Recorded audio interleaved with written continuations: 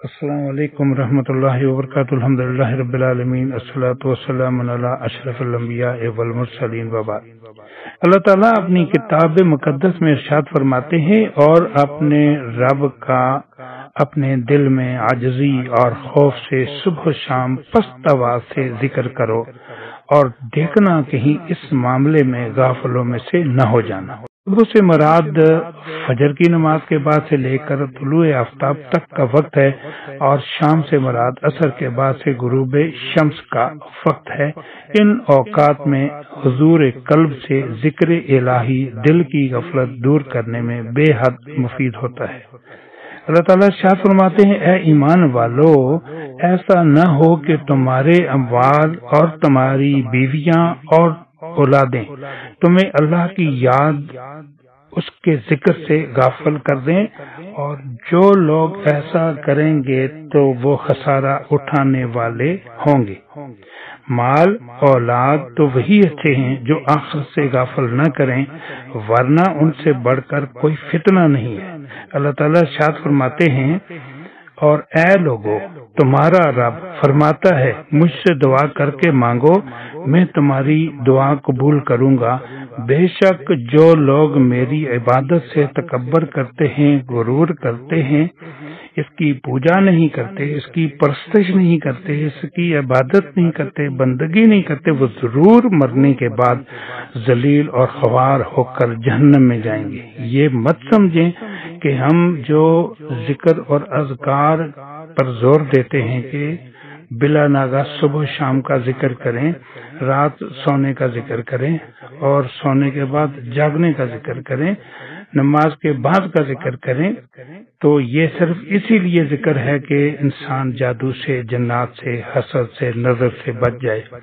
بلکہ اگر انسان مریض نہیں بھی، اس کو کسی قسم کا کوئی مسئلہ درپیش نہیں ہے، پھر بھی اللہ تعالیٰ کا ذکر نہ کرنے والا مرنے کے بعد ذلیل ہو کر جہنم میں جائے گا۔ یہ اللہ کا قرآن کہتا ہے، یہ کسی عام آدمی کی، کسی عام انسان کی بات نہیں ہے۔ دعا کے اصل معنی ہے پکارنا۔ یہ کلمہ قرآن میں عموماً عبادت کے معنی میں استعمال ہوا ہے۔ ایک حدیث میں ہے کہ نبی کریم صلی اللہ علیہ وآلہ وسلم نے دعا کے بارے میں بتایا، الدعاء هو العبادہ، دعا ہی عبادت ہے۔ اور ایک جگہ فرمایا افضل العبادہ، سب سے افضل عبادت ہے، اور کہا مخ العبادہ، عبادت کا مغز بھی فرمایا۔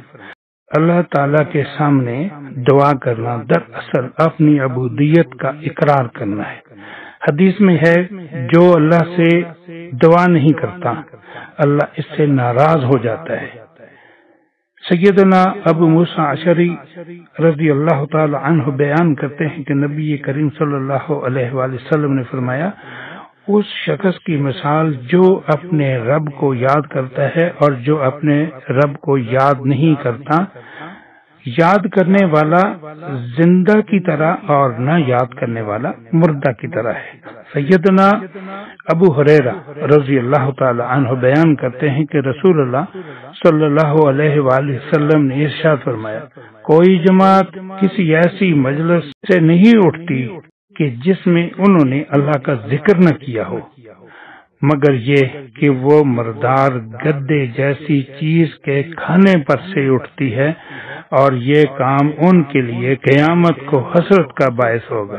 مجلس کی بیٹھے چگلیاں، غیبت، لغو باتیں، ادھر ادھر کی باتیں کر کے اٹھ گئے، اللہ کا ذکر نہیں کیا، تو اللہ کے نبی صلی اللہ علیہ وسلم نے ارشاد فرمایا کہ مردار گدے جیسی چیز کے کھانے جیسی وہ مجلس تھی، جس طرح کے اس کے کھانے کے لیے وہ بیٹھے ہوئے تھے، اور اب وہ اٹھ کر چلے گئے۔